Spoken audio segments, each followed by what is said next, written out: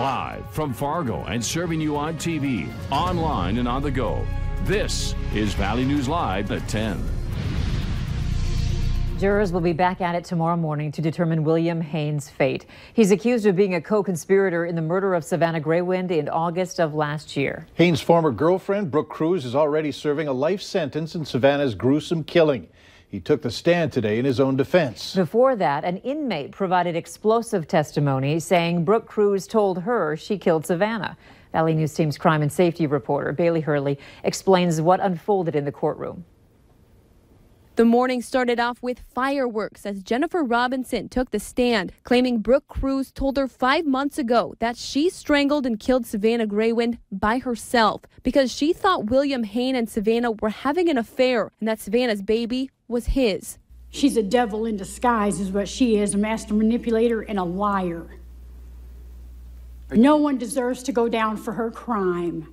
I shivered in my skin when she told me that she wrapped a rope around a woman's neck and cut a baby from her. Thank God. Disgusting. The state tried to undermine Robinson's credibility, reading her laundry list of criminal offenses over the years, including multiple false information charges. Start with just your full name for the record.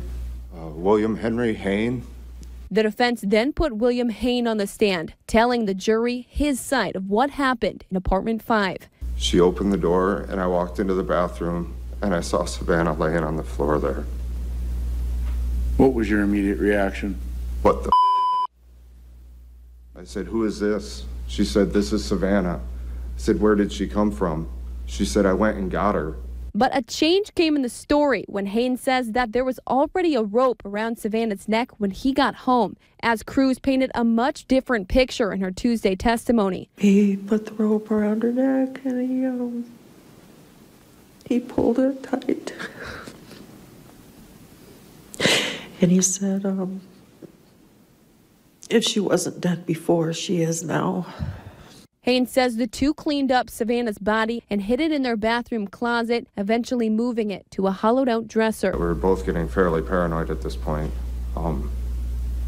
And she said, we have to get her out of here. We carried the dresser down that back stairway. It's a straight shot to the parking lot, and loaded it into the Jeep. Haynes says Cruz and the baby were both in the car as he drove north until he stopped near Harwood and the Red River. We unloaded. Right at the edge of the bridge, we unloaded, took her to the side, threw the dresser over the side of the bridge. Brooke helped you lift it and throw it over? Yes, she did. This despite Cruz claiming that she didn't dispose of Savannah's body. Haynes and Cruz wouldn't be arrested for 3 more days, keeping the baby and giving her the name Phoenix, claiming her as their own. Mr. Haynes, that baby made you feel like a family, didn't it? No, it didn't. To see Brooke happy for 5 days, to see her get to be a mom for 5 days, and if it was just pretend, there was a certain level of happiness or like positive feelings in that, just to get to see her dream fulfilled. I knew it was all coming crashing down. Haynes ended his testimony saying he never agreed to do anything to Savannah Greywind. In Fargo, Bailey Hurley, Valley News Live. Jurors will resume deliberations tomorrow morning. Stick with valleynewslive.com for updates on the verdict. Sentencing has been set for mid-November after a Fargo man changed his plea today.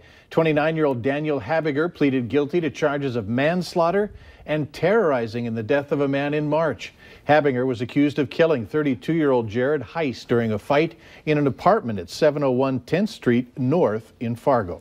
There was some bundling up going on this evening for anyone who attended outdoor activities, and that's thanks to the wind, rain, and cooler temps. Hutch, even colder tomorrow morning?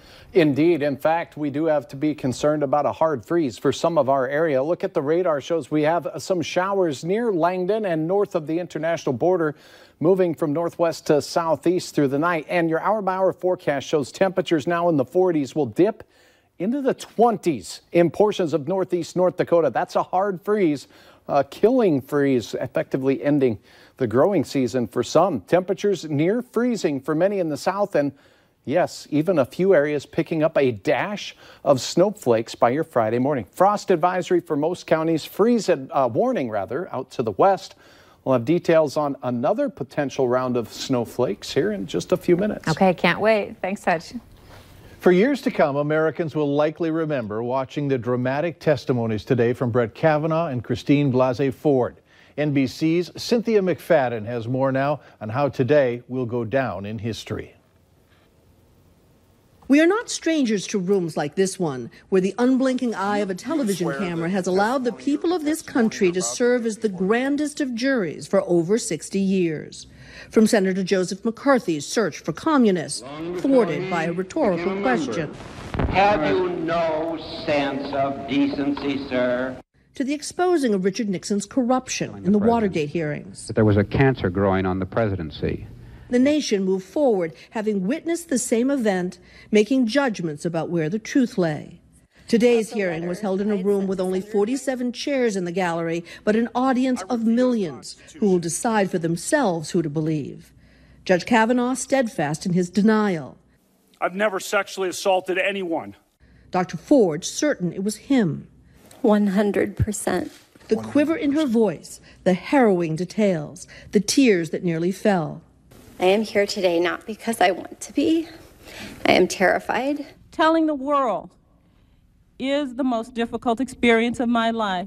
Anita Hill told such a story 27 years ago, claiming Clarence Thomas sexually harassed her while she worked for him.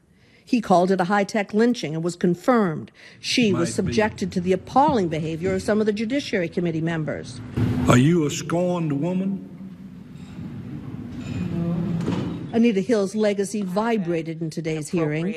Senators careful not to attack Dr. Ford personally. In the new Me Too world, where in the past year women's stories of sexual misconduct have brought down many powerful men. And there's something else. A nation deeply divided. Can we, at this point in history, look at the same event and see the same thing? Or will the tribalism of our politics make the power of the public hearing room a vestige of the past? Cynthia McFadden, NBC News. Today's testimony involving Kavanaugh and Ford lasted 8 hours. A judge has sentenced Alicia Kemper of Rochard, Minnesota to serve 10 years of supervised probation in a theft case. It's a whistleblower story that we first told you about. Valley News Live received a tip that Kemper stole up to $82,000 from Holmesville Township over the course of her 4 years as treasurer. She was convicted of theft. The Becker County Sheriff's Office had been investigating fraud, and Alicia Kemper was named as the suspect. The case was brought to the Sheriff's Office by the Holmesville Township's attorney back in February. If you need help uncovering fraud and corruption in your community, call our whistleblower hotline and we'll do our best to get to the bottom of it. Call 237-6576. You can leave your tip and then a member of our investigative team will get on the case and go to work to expose the truth. Social media has been buzzing with word of a possible abduction in Bemidji last night. Police recently sent out a release saying an abduction likely did not happen. But as Valley News Team's Rose Itzkovitz reports, they're not completely ruling it out just yet. 15-year-old Darius Daubelaire was waiting for his mom in the car on Callahan Avenue by 27th Street Wednesday night when he says he saw something terrifying. I noticed that there was a black Jeep behind me coming towards me, and there was a girl, looked like she pulled like headphones out, like earbuds. He says it looked like the girl was being beckoned to the Jeep and then was almost pulled in. She got loose, and then they grabbed the back of her sweatshirt and they whipped her inside the Jeep, like so fast that her legs flew out from underneath her. They turned the corner so fast, like it was unsafe. Bemidji police say surveillance footage in the area seems to indicate there was not an abduction. But Police Chief Mike Mastin says the footage came from the university, not from the street Daubelaire says he witnessed the incident. Do you have the video on the actual neighborhood street where this occurred? No. Chief Mastin says his investigators located a Jeep that matched the description. This matches some very unique features described by the witness and are present on this Jeep. And also a girl who fit the description. Including the clothing, who indicated she was in the area. Though she says she was never approached by any vehicle. Meanwhile, others have posted to social media similar situations with a similar vehicle. There is a possibility that an abduction did occur, and we've not found or heard or had that report made to us. That possibly still exists. This isn't 100% closed. A neighbor who lives right by the supposed incident tells me these peel-out marks here are brand new and haven't even been there 24 hours. In Bemidji, Rose Itzkowitz, Valley News Live. If you have any information, contact Bemidji Police. Their contact information is on our website. Click on this story. Roads in Moorhead may be a little congested Saturday due to Concordia College's homecoming festivities. Concordia is holding a homecoming parade on Saturday from 11 in the morning to noon on 8th Street South. So that means a portion of 8th Street will be closed to traffic from 10 in the morning until 1 in the afternoon Saturday, so crews can set up and then clean up. It's suggested that you take an alternate route. Go Cobbers. Later on Valley News Live at 10, helping out a local deputy who's battling a serious health issue. Details on a benefit tonight. Temperatures range today from the mid-40s in Fosston to mid-50s here in the Southern Valley. It looks like we have some mighty cold weather around the corner.